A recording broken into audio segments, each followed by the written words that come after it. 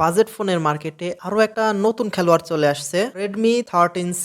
এই ফোনটা internationally $140 launch করা হয়েছে এবং ফোনটাতে দারুণ কিছু স্পেক্সও থাকছে। তো চলুন দেখি স্পেশাল কি দেওয়া হয়েছে এই ফোনটাতে। প্রথমেই ডিজাইন দিয়ে শুরু করি। খুবই মিনিমালিস্টিক একটা ডিজাইন, যে কারোর পছন্দ হবে। 192 গ্রাম ওজনের এই ফোনটা পুরাটাই প্লাস্টিক বডির ফোন, যেহেতু এটা একটা বাজেট ফোন, সো এখানে গ্লাসের ব্যাক প্যানেল পাবো না, খুবই স্বাভাবিক। ফোনটাতে ডিসপ্লে হিসেবে ইউজ করা হয়েছে 6.74 ইঞ্চির এইচডি প্লাস রেজুলেশনের আইপিএস এলসিডি প্যানেল। আর এই ডিসপ্লেটাতে কিন্তু 90 হার্জের রিফ্রেশ রেট থাকছে, সেই সাথে 600 নিটসের পিক ব্রাইটনেসও থাকছে। ডিসপ্লেটা যদিও এইচডি প্লাস রেজুলেশনের, তারপরেও এখানে 90 হার্জের রিফ্রেশ রেট, সেই সাথে 600 নিটসের পিক ব্রাইটনেস, সবকিছু মিলায় মোটামুটি খুব একটা খারাপ বলা যায় না। ডিসপ্লেকে প্রোটেকশন দিবে কর্নিং গরিলা গ্লাস, তবে কোন প্রোটেকশন ইউজ করা হয়েছে, ভার্সন কি, এটা কোম্পানি প্রকাশ করে নাই। ওটাতে ক্যামেরা হিসেবে থাকছে পেছনে 3টা ক্যামেরা সেটআপ, যদিও এখানে মেইন ক্যামেরা থেকে সমস্ত কাজগুলো হবে, বাকি 2টা শুধু আই ওয়াশ করার জন্য দিয়ে রাখছে 2 মেগাপিক্সেল করে। পেছনে মেইন ক্যামেরা থাকছে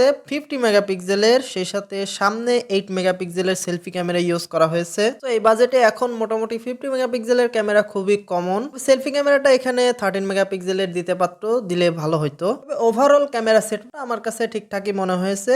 আর ফোনটাতে প্রসেসর হিসাবে ইউজ করা হয়েছে হেলিও G85 মিডিয়াটেকের। এটা একটা 12 ন্যানোমিটারের প্রসেসর, যদিও প্রসেসরটা কিন্তু অনেক পুরানা, এটা একটা 4G চিপসেট। এইটার পরিবর্তে যদি লেটেস্ট কোনো চিপসেট ইউজ করতো 5G চিপ, তাহলে বেটার হতো। কিন্তু এই প্রসেসরটাও কিন্তু খুব একটা খারাপ না বাজেট হিসেবে, এই বাজেট রেঞ্জে মোটামুটি চলে। সফটওয়্যার হিসেবে ফোনটাতে out of the box Android 13 থাকছে MIUI 14 এর সাথে। রেডমির ফোনগুলোতে কিন্তু আপডেট নিয়ে একটা ঝামেলা সেই শুরু থেকেই ছিল। আর Xiaomi তো এখন মোটামুটি তাদের যে MIUI আছে ওইটাকে আর কন্টিনিউ করবে না। হাই এন্ডের ফোনগুলোতে তারা তাদের নতুন ওএস নিয়ে আসছে, হাইপার ওএস। তো ধীরে ধীরে Xiaomi হয়তো তাদের রেডমির ফোনগুলোতেও হাইপার ওএসটা ইনক্লুড করবে। এই বিষয়গুলো নিয়ে তারা এখন কাজ করছে যতদূর দেখা যাচ্ছে। তো অদূর ভবিষ্যতে Xiaomiর যে সফটওয়্যার ইস্যুগুলো ছিল, আস্তে আস্তে হয়তো তারা এটা সলভ করে ফেলতে পারবে। আর এই ফোনটা 2টা স্টোরেজ ভ্যারিয়েন্টে পাওয়া যাবে, 128 এবং 256 জিবি ভ্যারিয়েন্ট। স্টোরেজ টাইপটা হলো eMMC 5.1, যেটা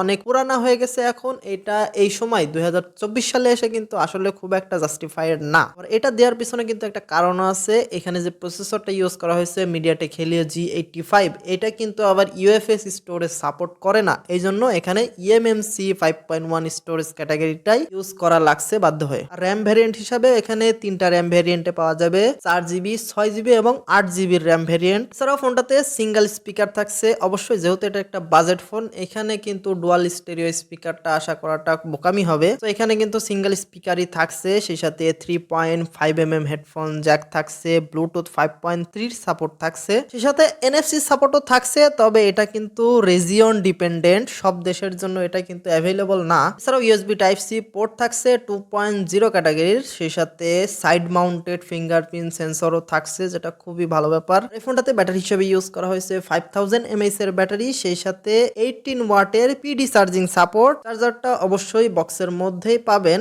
আর ফোনটা কিন্তু টোটাল 4টা কালারে পাওয়া যাবে, ব্ল্যাক, নেভি ব্লু, হোয়াইট এবং গ্রিন। কালারগুলা মোটামুটি সবগুলাই খুবই সুন্দর, দেখতে খুবই ভালো লাগছে। এখন যদি দামের কথা বলি, ইন্টারন্যাশনাল প্রাইসটা যদি ধরি $140 বেস ভ্যারিয়েন্ট, এটা যদি বাংলা টাকায় কনভার্ট করি 15,500 টাকার মতো আসে। তবে যখন এটা বাংলাদেশে কিনতে যাবেন তখন মোটামুটি 20 থেকে 22,000 টাকা খরচ করতে হবে। এই বিষয়টা তো আমরা সবাই জানি যে বাংলাদেশে যখন নতুন ফোন ঢোকে আনঅফিসিয়ালি, তখন এটা হাই প্রাইসে সেল হয়। এই জন্য আমি সবাইকে সাজেস্ট করব, আপনারা যখনই কোনো নতুন ফোন লঞ্চ হবে শুরুতেই ফোনগুলোকে একটু অ্যাভয়েড করুন, কিছুদিন ওয়েট করে, অন্তত 1 থেকে 2 মাস ওয়েট করে ফোনগুলা কিনতে যাবেন, তখন অনেকটাই এটা ভ্যালু ফর মানি ফোন হয়ে যায়। তো যারা ফোনটা কেনার চিন্তা ভাবনা করছেন তারা কিছুদিন ওয়েট করে জানুয়ারি মাসের দিকে আপনারা কিনতে পারেন।